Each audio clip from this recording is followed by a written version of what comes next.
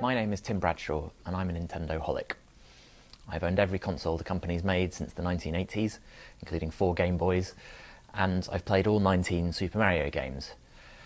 I've even played the Wii U, and I'm afraid to say that I can see why it's not proving very successful. My first attempt to play it involved waiting an hour for it to download a system update, after which the game that I played was rather underwhelming. The miss is, well, it's revealing because it tells us that the Wii U has been underperforming quite significantly against expectation. And I think it's bringing into focus a new commercial reality in terms of the pressure that specialist games console makers have on them. Nintendo's always used the software to sell the hardware, so changing that way of thinking would be really, really hard to do. But the real value these days is in that software, in that creative content. Yeah, I think that Nintendo's in deep trouble with this missed earnings forecast, obviously. But I think that this is just the first warning shot, and I think that that Nintendo will sit out this cycle.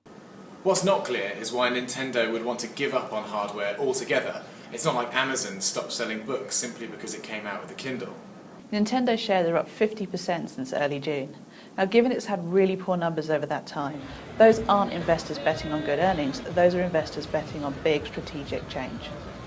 I know that many people think that Nintendo should scrap all of its hardware altogether and move on to games like games for the iPhone and the iPad like Sega did before it.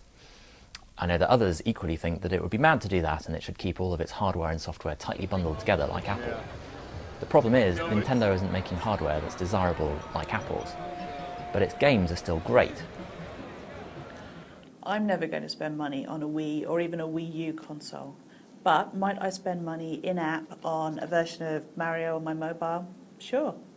While people are using their smartphones and tablets increasingly, you know, that is a place to engage and bring the consumers back into the proprietary devices. I think that, you know, putting all these great Nintendo IP on smartphones, it just sounds so cheap, right? I mean, it doesn't sound like a sound, sustainable business strategy to me.